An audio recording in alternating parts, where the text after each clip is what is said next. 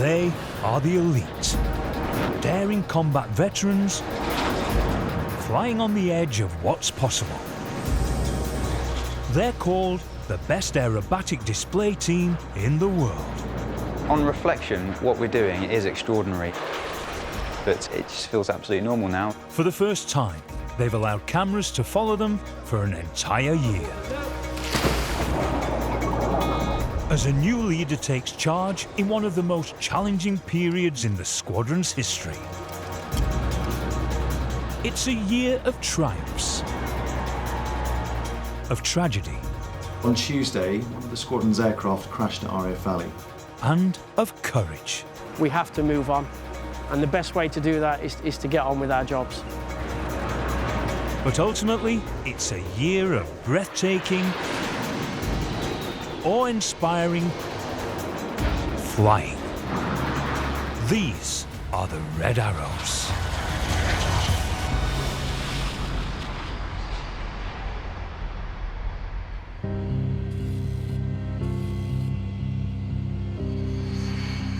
The Red Arrows have just begun their 6 months of winter training for the 2018 display season.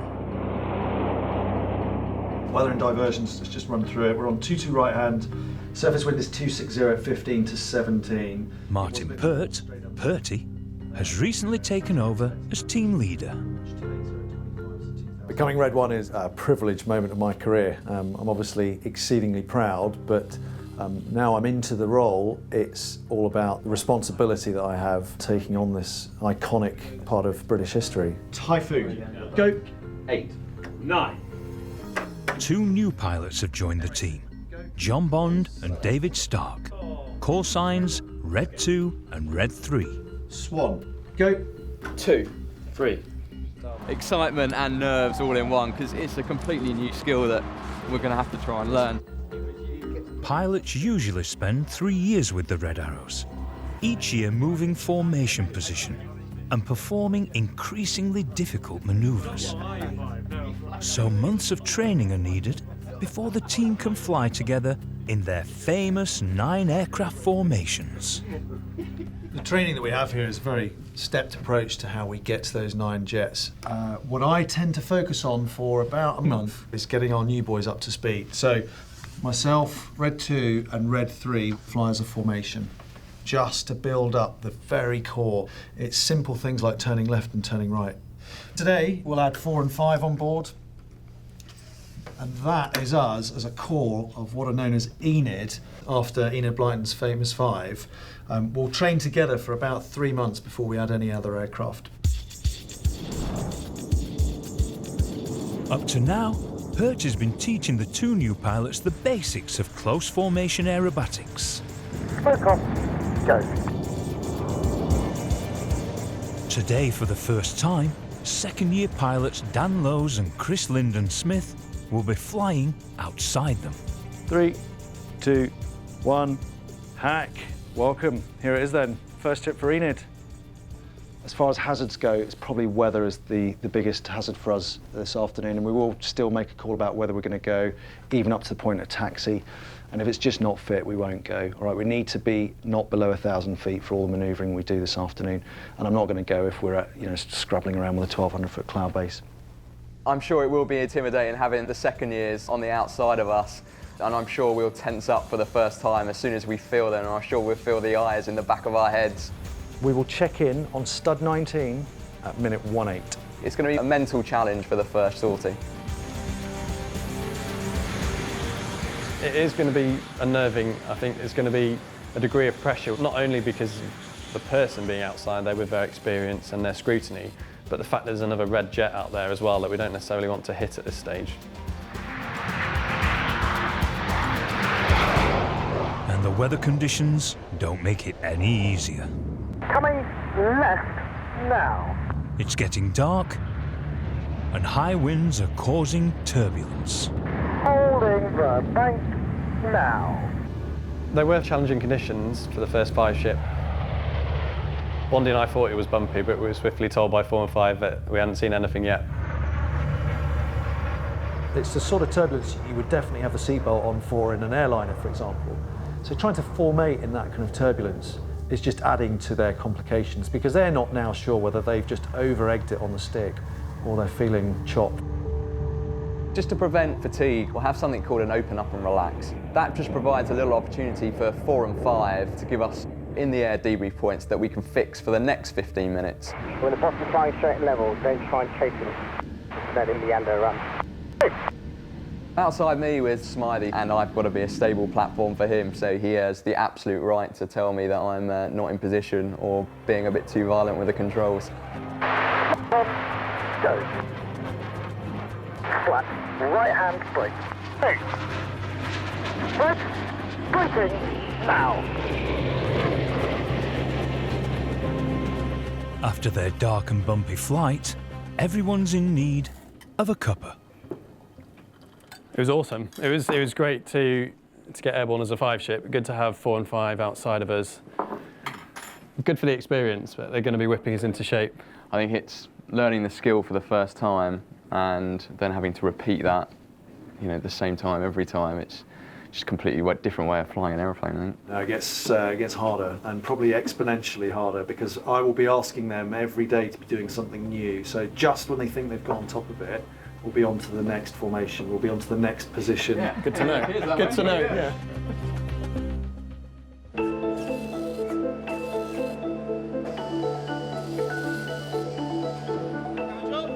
More than 100 engineers keep the Red Arrows flying. Landing gear select down. Each year, 10 of them are selected to travel in the back seats of the jets to service them when they land away from home. This elite team is known as Circus, and the candidates for 2018 have just been announced. Attention RAFAT, all circus to the sign-up area. That's all circus to the sign-up area. They'll be led by Junior Engineering Officer Lissy Mason, call sign Circus 1. So who's been flying before? Who's had a trip? I did a pack trip in spring off last Oh yeah, you did, didn't you? Yeah. So who's never been? I've never been in one. No. At all, nothing? Never. What about light aircraft, anything? Done light aircraft and helicopters. Cool. I've just been on holiday. Looking forward to it? What are you most nervous about though? What if you need a wee, do you know what I mean? Yeah. It's not good. I just really don't want to throw up. Yeah, that's the main one. Yeah. So make sure you've got sick bags with you if you're not sure. Again, well done, but the hard work starts now. Cool. Rose Buchanan is the only prospective circus member who isn't an engineer. I'll see you in a bit. She's part of the photographic team, which films the Reds every time they practice or display. The pilots use the videos to assess their performance, but it's also needed to assist investigators following any accident. The rest is just waiting. I suppose this is sort of the less glamorous side of the job, but it's good fun and it's practice for the display season. So this is kind of what I'll be doing for the whole year. So it's good to sort of get as much practice in as I can.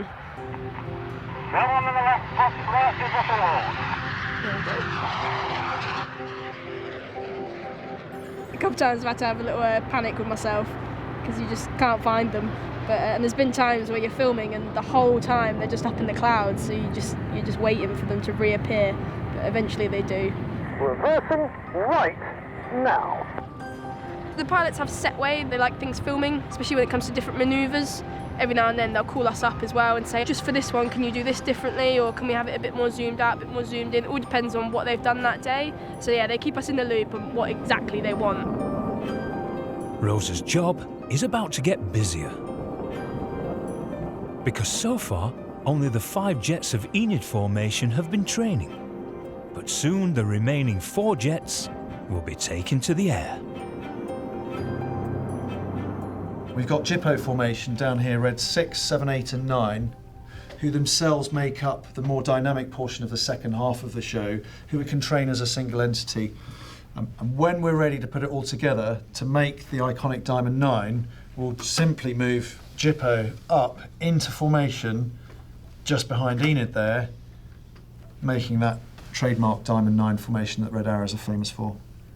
Within Jippo formation, we have two guys who fly the synchronised opposition manoeuvres, who are known as the Synchro Pair.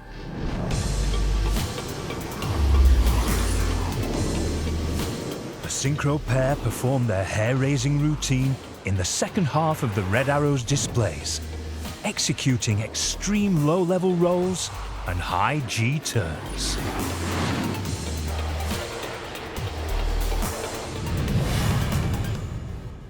Feet, let's say, and it's Toby Keeley is just starting his second year with the Reds and has been selected to join Cy Taylor in the Synchro Pair. So if you have an emergency that you need to then just call the flight through, I will call 6 flying it through and I'll take us on crowd. Likewise, if you have an emergency down the line that needs you to fly it through, if you need to escape, then just escape off crowd. Yeah. If you have an emergency that requires, it's just... In a way, I feel like I've just joined the team from scratch again, because I'm learning these new procedures as well, just like the new guys are, Reds 2 and 3 this year. Yeah, it felt like a first day at school.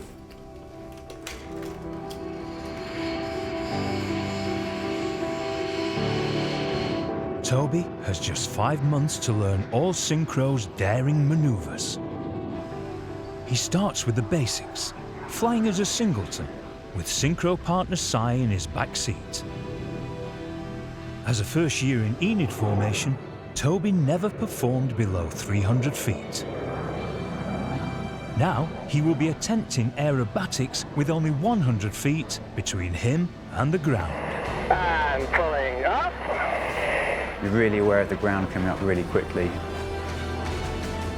When I was 60 degrees nose down, you just had the sense of ground rush coming up to meet you. You think, oh, crikey, the only thing that's going to save me now is just completing the loop.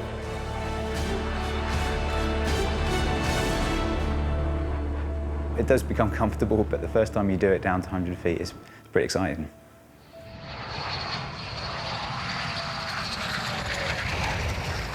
It is great fun. The amount of G-force, you pull a lot more doing the synchro flying, so it's a bit more harder work in terms of physical flying, but yeah, it is good fun. He's not scared me yet, that's good. Let's hope it stays that way. No, it's been a good day actually. We've got quite a bit of training done considering the weather was quite poor. Ready for a beer.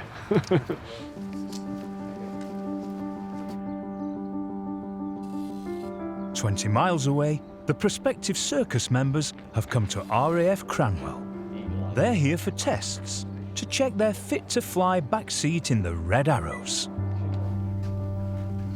First stop is the Aircrew Medical Centre. For photographer Rose and engineer John Bayliss, the biggest hurdle isn't proving they're medically fit, but proving they can actually fit into the Red Arrows Hawk jets. John is 6'6" tall. I've been up for a backseater in a Tornado, and I got up on that okay. That's a lot bigger cockpit, so with the Hawk cockpit, I'll be a little bit iffy about it. Do you want to go in this room? If I could fit in or not. So if you can back straight against the board, legs shoulders width apart. A range of measurements are taken. To your left just a little bit. John can't exceed any of them. John's thigh length is near the safety limit. All done, right. Have you put your trainers back on for us? But he passes with a centimetre to spare. Absolutely everything's fine. Happy days. At 5'3", Rose has the opposite problem. But some pre-test stretching may help. I need all the height I can get, so it'll be worth it. The medical is very nerve-wracking. It's the one thing you can't do anything about. You can't change who you are, you can't change what size you are, what shape you are. I just have to remember that at the end of the day, there is nothing I can do about it. So if it doesn't work out, it doesn't work out. You need to kind of be in a hamstring stretching position. You need to go back as far as you possibly can. Fantastic. Arms out in front of you, index finger halfway to your thumb. So everything's fine. There with your thumbs, and I need those arms nice and stretched out. Until the functional reach measurement. It's a fail. So, yeah, so functional reach we need to redo. Yeah. What was this one? Instant fear was going through my mind at that moment. Panic. I did panic a little bit. Bring your shoulder blades back, alright? Keep bringing them back. Keep bringing them. There we go. Just your inside. It's your left that's still in the press. To keep her place in the Red Arrows circus, Rose needs to somehow stretch an extra 3 centimetres. One side. Use that side there. You have to have your shoulder blades on those pads at all times when they're measuring it. If you just don't get your body position right or you don't reach out far enough, you're not long enough, obviously. Click this one in for me, just with that shoulder blade. And that side, that should be in. Yeah. Okay, relax there. 7, 3, 4, 5. Don't be worried then. Sometimes happens when people push them all the way back, they don't realise that they're pushing it too far, and you just need that little extra stretch. Yeah, The gap was tiny. It was so borderline. It was really scary, but when they said, yeah, all good, I was like, wow, okay, I can relax now. Instant relief. It was like someone had just taken like 3 tons of weight off my shoulders. It's fine. Absolutely fine.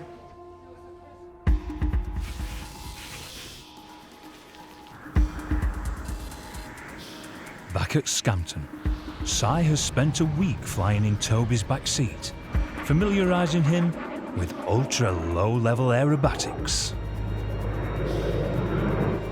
The time has now come for them to fly as a pair, and Toby will have to execute his first heart-pounding opposition pass. So the next steps are we start pointing at each other down the runway. So that'll be pretty exciting. Toby and Si will fly head-on with a closing speed of 800 miles an hour and cross just meters apart. Then immediately perform a difficult 4-point roll, crisply hesitating every 90 degrees. The first step is to attempt the opposition pass without the barrel roll. Should be a good one, this one. It's not a bad job. Thinking back to last year when I was in Toby's position, it's definitely a point of pride that you think, right, now we can start pointing at each other, and now it feels like you're doing some pretty awesome, pretty cool stuff. Taxi runway 22. The new Red 10, Team Supervisor Adam Collins, will be monitoring safety from the ground.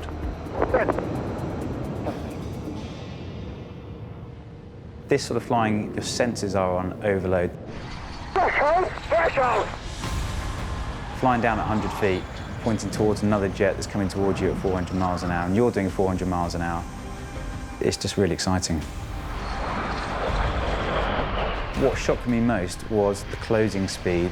This little dot in the background with a bit of smoke behind suddenly becomes very big and rushes past. It does make you jump.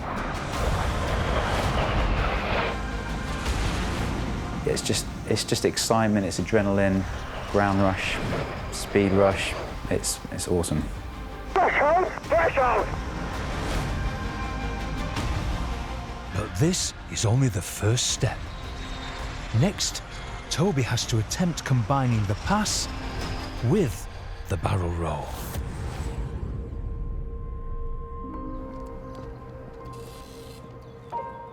Back at RAF Cranwell, Rose's trials aren't over either. The prospective circus team now face the swim test. They need to prove they're good enough swimmers to survive an ejection over the sea. Again, if they fail, they can't become members of circus.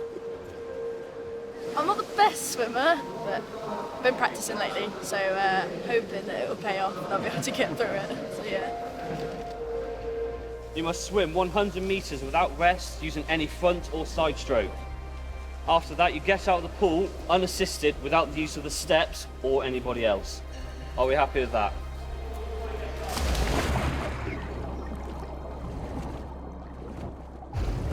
Once we jumped in the coveralls, I must admit it did feel really heavy. It does make it a lot more difficult.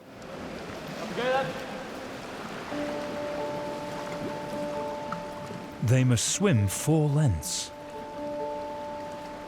But after only 1, Rose is struggling. Everyone else is so much further ahead, and I did start to panic in my head thinking, maybe I'm not going to finish this. Team Sergeant Will Allen turns back to give Rose some encouragement. Will, my hero. When Will came back, I was a little bit embarrassed at the start because I thought, no, I can't be pulling people back. This is not good, this is bad. But actually he was just really calm and he's helped me control my breathing. He gave me that little bit of a booster to start thinking, no, you'll be fine.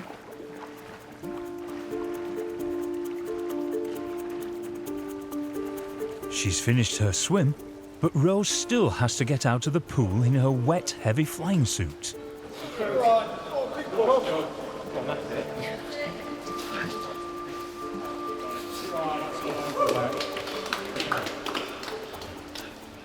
I finally made it out. The relief was just unreal. Like, yeah, I was really, really happy. I am so bad at swimming. Rose has risen to the challenge, but Toby now faces his moment of truth, combining a low-level, head-to-head pass with a barrel roll. New synchro pilot Toby has been practicing low-level opposition passes. Now, he's taking the massive step of combining it with the challenging 4-point barrel roll.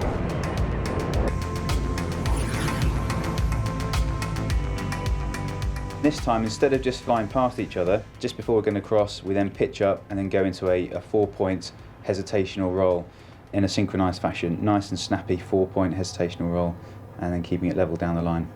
So that's the plan for today. And pulling up. Tobes has already done the 4-point rolls at low level as a singleton. There's now the added pressure of there being another jet coming in the opposite direction, so it'll be a good one for him to get into. But as with anything, you do it once and then every time after that it gets easier. Cos is joined by the Red Arrows' big boss Andrew Keith, known as Boomer. He's come to watch Toby's first attempt at this manoeuvre. Toby and Cy break to opposite ends of the airfield. Pulling 6G, they climb 2,000 feet in just 2 seconds. Roll and dive, accelerating to 400 miles an hour. Pulling out, Toby must align himself on the opposite side of the runway to Cy. Cy's job now is to fly straight. Toby's job is to miss him. Oh, go. Toby's first 4-point roll is too smooth and continuous. He's not happy. Running down the line, I was probably just late for the input in, and it could be a lot more faster for the rolls. So, they reposition.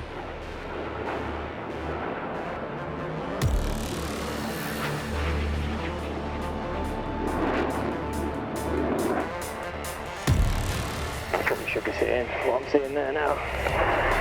Oh, go!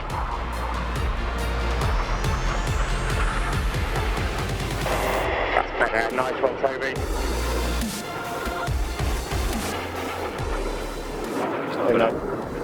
Made good progress, actually.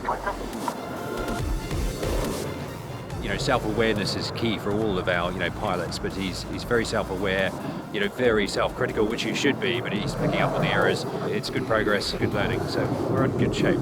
It's very good. Yeah, that was just awesome. What a privilege to be able to do that and get paid for it. Yeah, certainly adds an extra element to it, rolling down the runway this time after pointing towards Cy. Yeah, that was an awesome thing to go and do on a Monday morning. Thank you. Yeah, it's great fun. First 4 runs done? Yeah, that was great. Yeah, it was looking good actually. The OC was out with me. Was it? Yeah, awesome. Good work. Thank you. Yeah, it's good. It's It was all fine actually. Toby did really well. He did really well. So there's just this is what the tempo will be like now. So 3 trips a day, just fine tuning this such that we can actually then be really consistent, and then that then becomes the norm. What we're doing there becomes dead easy. So then all the other more advanced stuff then becomes the bit that tests you. The front 5 jets of Enid have also begun practicing increasingly advanced manoeuvres.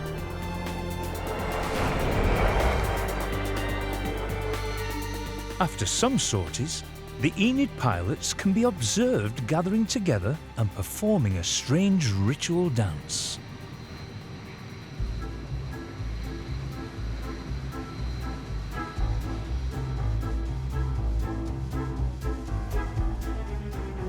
Bent double, they waddle backwards and forwards while staring at one of their jets. Occasionally, they place random items of their clothing on the ground. In fact, this strange activity is fundamental to the Red Arrow's astonishing precision. This is the references we use when we're flying. So what they're actually looking at is the CFS crest at the front of the intake there. We try and put the wingtip in the middle of that. And then on the back of the wing, you can maybe just see the white flapjacks. Well, on the furthest one in, you can see it's red on the inside, and we actually try and make the letter A there. We will always line up 2 separate parts of the airplane to make sure that we're in the right position, or we can also judge our length, so being too short or too long, so it does look symmetrical.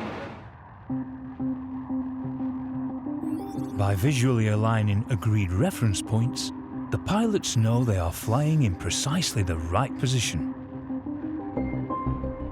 If they all fly to maintain the exact same references, no matter what maneuvers the leader makes, the formation will move as one. For different formation shapes, they simply align different references. But when you're upside down doing 400 miles an hour in turbulent air, implementing the theory is a little more tricky. The strange game the pilots regularly play ensures their positioning is inch perfect. The plan is to keep your feet wide, so you're not looking, you just look at the reference, walk down the reference so you think you're in the right place, and then you put your item on the floor, and then from there we now look and see where everyone else's is. There you go, and I'm actually about a foot long, so I now know on the next trip that I need to probably be a foot further forward than I'm sat, and then the formation should look symmetrical either side.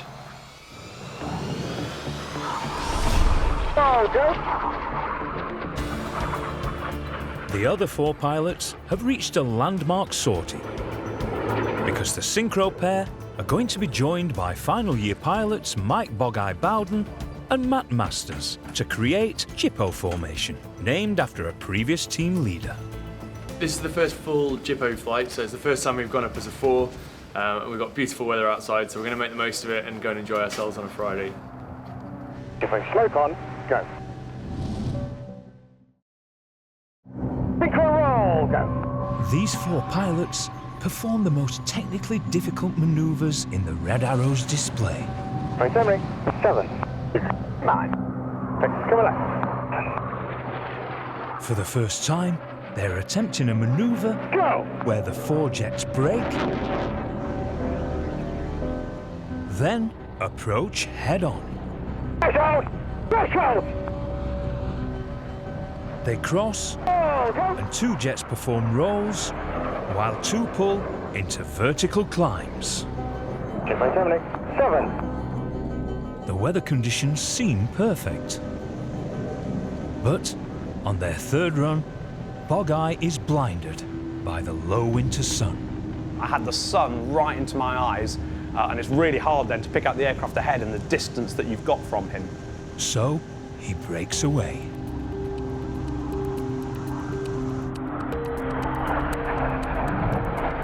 For everything that we do, we've always looked at a safety case of how we escape from a manoeuvre, the safest way to go, particularly for those opposition passes. We need to know where the other aircraft are going to go if it's more than one aircraft. So we're always putting ourselves into that safest bit of sky. Go, go! Regularly making these split-second life or death decisions is part of the job. First trip, first time we've been up as a four, it's always a bit of a nervy affair.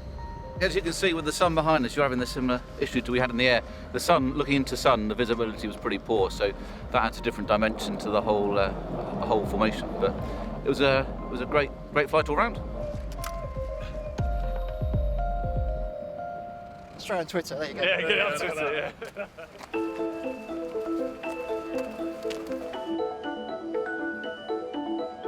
The 100 Red Arrows engineers are called the Blues. And traditionally, all the engineers vote for the Blue of the Year, who's awarded a special privilege. This year's winner is Tom Hammond-Haley, an armourer. His job is to maintain the ejector seats. The ejector seat is sort of there as the final escape call for the pilot if he ever gets into trouble. And they're basically putting their life in your hands, I suppose, every time they go flying, because if they need to eject, then they're basically counting that you've done the job right. And yes, a big responsibility, but it's sort of something that you get used to, I suppose. Maintaining ejector seats is a highly skilled job because they're complex and potentially very dangerous. A tenth of a second after the pilot pulls the ejection handle, an explosive detonating cord shatters the canopy. More explosives drive the seat up telescopic rails. Then rockets thrust it 200 feet into the air, and the parachute opens. Although Tom can fix an ejector seat, he's now got to learn to use one. Because his reward for winning Blue of the Year is going back seat on a Red Arrows training sortie. Everyone's really, really happy and excited for me. So got the girlfriend, mum and dad coming up on Friday. So yeah, fingers crossed they'll enjoy the experience as much as I will, because I'm sure they'll be getting nervous watching me strapping in and going flying in a fast jet. You just want to sit on the seat. Red 5 Losey is giving him his training. That's it, and you do that again. Sweet. The bottom line is, don't say the word eject unless you're actually going to do it. So people will say the E word, or if you'd leave the aircraft in a hurry, that kind of thing, but don't actually say it, because that then can spark heckles up on people. Now, if you are in the back and for any reason the pilot at the front is unconscious or has been killed for a mid-air collision, or birds come in and knock them out, you will then communicate, I'm ejecting, right? You put your head into the back of the seat, push your shoulder blades back into it as well, push your heels into the rudder pedals, and then put two hands on the one hand with the other one covering on the ejection seat, and then 3, 2, 1, pull the handle. You will then leave the aircraft, and then the process of ejection will happen there. Awesome. Wicked? Yeah, nice one. No worries. Thanks. Tom's going to be flying with the team leader. Hello. Purty. Morning, sir. You all right? Hello. How you doing? All right. Bad, you? Good to see you. Grab a seat. Cheers. Grab a seat.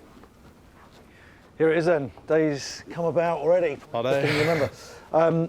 Well done. All right, the main aim of this sortie is for you to enjoy yourself. Okay, it is a reward for your hard work last year. We'll get the scary stuff out the way first. Once we're airborne, the feelings will be a bit different. Just keep your hands either on your knees or up on the grab handles, and that'll just make sure that you're not going to conflict with that stick, because I will feel any movements that you make onto that. If we're going to pull some G, I'll tell you it's coming on. You just want to try and, it's almost like sitting on the toilet. Just tense your head, but breathe normally when you can. So, so you do need to breathe throughout all of this, because otherwise you will just pass out. Good to go? Yeah. Enjoy. All right, I'll see you. Yes, sir. See you for the briefing. Brilliant. See you later. Take care. Cheers. Next is Tom's G-suit fitting. All right, Tom, if you could just tell us when you feel like firm pressure on your stomach, please, mate. It inflates in high G turns, squeezing his legs and stopping blood rushing from his brain. How's that feel? That's not going to get any tighter, is it? Without the suit, he may black out. Is that nice and snug? Yeah. Excellent. As he's getting kitted up, Tom's parents and girlfriend Ellie arrive at Red Arrows headquarters, where Tom's name has been added to the Blue of the Year Roll of Honour. Oh, isn't that lovely? Blue of the Year is the one presented annually. Lovely on there. Yeah, right. But just as Tom's scheduled sortie time approaches, a bank of fog rolls in. Oh, look who it is. Hey. Aw. Good to see you. Okay, good to see you. Okay. Made it. Yeah, we made it. What's happening? You're not going until 2:30? Don't know yet, man. It's on like sort of weather hold at the minute, so Oh, okay. we'll keep fingers crossed that I'll just go up as soon as possible. Oh, okay. Only the big boss, Boomer, can make the final decision about Tom's flight. We're sort of on the cusp, but don't know if we're going to make it, which is frustrating. The weather only gets worse. Tom. Hello, sir. How's it going? Sorry, tried everything we could. We've hung on till now, but it's just not going to be fit to go flying. The weather's not going to allow us. I'm really sorry, but just today it isn't going to happen. We are going to try and get you back up at some point, probably this time next week if you're around. Yeah, that'd be great. Yeah. Yeah. All right. So, Keep in touch. All Right. See you in a bit. Yeah, big gutted. I was really looking forward to it, but chance is still there, and the wing commander and the squad leaders said that I've no problem getting me back up for another training sortie. So possibly if it could fit me on Monday, then hopefully the parents will still be up and the girlfriend will be around. So fingers crossed we can get it flying then. So wait and see.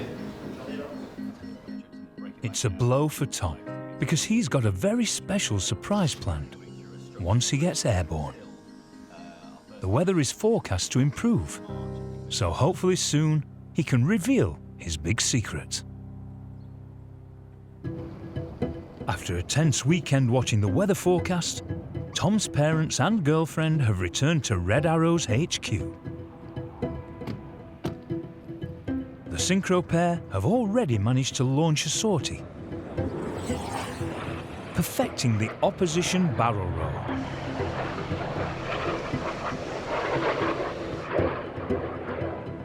So all looks good for Tom's flight. Let's hope the weather holds out this time. Oh, we've been kind of looking out the window, haven't we, all morning? Yeah, checking the weather. Yeah. It's looking better now. It is. We actually saw them up there flying, so that's a good sign.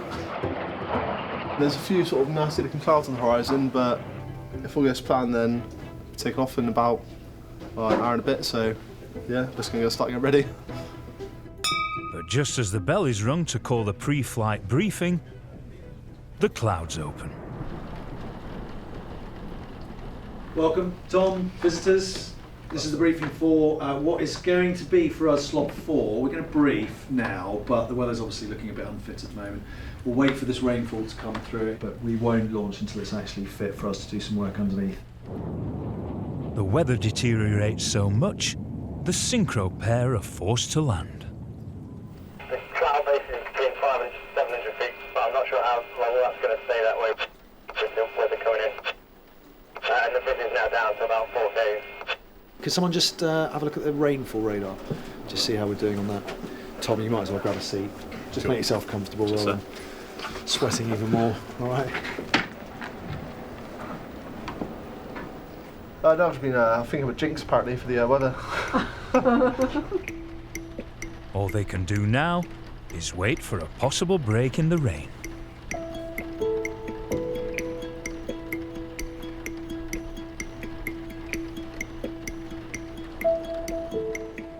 Finally, there's a glimmer of hope. Good to go? Yes. We're going to go. All going to go for it. All right? See you in a bit. See you, Tom. See you, Andy. Sick bags, definitely taking them. Right, come on, let's go. Time's just to the rain stop.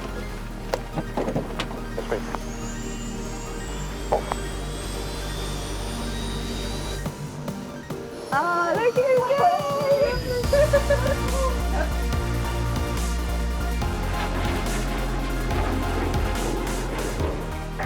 To the steps. 8. Right. Smoke on. Go. Pyramid. Holding the bank. Now. Tightening.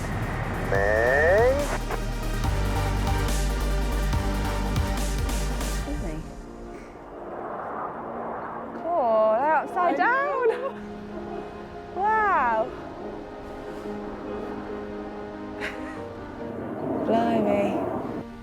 on, go.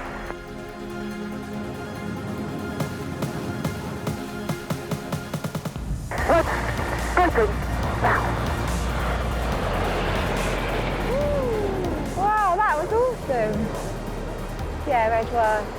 That's so good. He's on top form. He's just taken a few gulps of fresh air for quite a momentous occasion, which is flying with me, obviously. Tom's engineer friends have gathered to welcome him back. And they've a surprise planned, but not for Tom. Cheers. How was it? Awesome, yeah, loved it. Cheers. Awesome. Well done, Tom. Cheers, thanks very much. Well done, you Brilliant. survived. Good work. Cool. Cheers. Lovely. Cheers. Awesome. Cheers.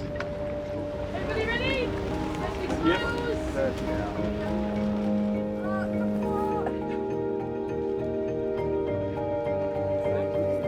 Bells. Yeah. What's that? So there's not many things perfect in this world, but you definitely are one of them. And you made me the happiest man alive. You've been with me forever, so will you marry me?